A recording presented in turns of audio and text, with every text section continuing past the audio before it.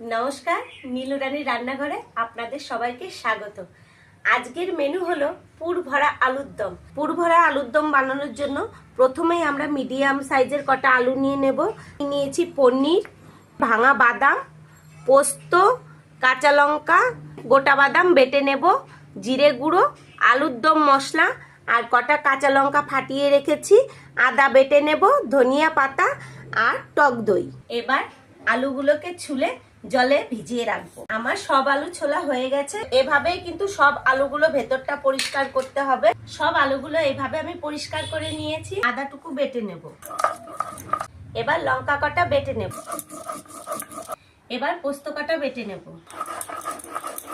বাদামগুলো বেটে নেব। তো আমার বাদাম বাটা হয়ে গেছে। এবার আমি তুলে নেব। প্রথমেই গ্যাসটা ধরিয়ে দিয়ে কড়াইটা গরম করে নিই। আলুগুলোকে একটু লবণ আর হলুদ দিয়ে মেখে রাখি। একটুখানি লবণ দেব আর একটু হলুদ দেব। আলুগুলোকে একটু মেখে রাখবো। এক এক করে আলুগুলো ছেড়ে দেব কড়াইতে। এবার আলুগুলো তুলে নেব। আর এইদিকে আমি পুরটা রেডি করে ফেলি। জিরা ফোড়ন দিয়ে নেব, একটুখানি আদা বাটা আর লঙ্কা বাটা। এবার দিয়ে দেব জিরের গুঁড়ো আর একটুখানি জল দিয়ে দেব।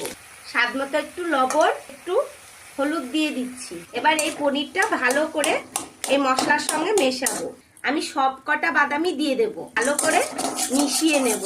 এবার একটুখানি চিনি দিয়ে দেব। তো আমি সানলাইটের গরম মশলা ব্যবহার করছি। পুরটা রেডি হয়ে গেছে। এইবার আমি পুরটা তুলে নেব। আলু আর পুর দুটোই ঠান্ডা হয়ে গেছে। এবার আলুর ভেতরে পুরটা ভরে ফেলি। আলুতে পুর ভরা হয়ে গেছে। চলো এবার গ্রেভিটা রেডি করে ফেলি। তেজপাতা আর সাথে দুটো লঙ্কা, গোটা জিরে ফোড়ন। এবার লঙ্কা আর আদা বাটাটা দিয়ে দেব। ভালো করে একটু কষিয়ে নেব।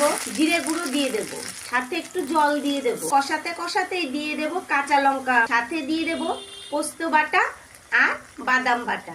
কষিয়ে নেব। এবার স্বাদ মতো লবণ দিয়ে দেব, হলুদ দিয়ে দেব। আমার মশলা কষানো হয়ে গেছে। 2 চামচ টক দই দিয়ে দেব। এবার ভালো করে মিশিয়ে নেব। আর টেস্টের জন্য দিয়ে দেব একটুখানি চিনি। এবার আমি এই আলুগুলো এক এক করে দিয়ে দেব। আলুর দম মশলা দিয়ে দেব।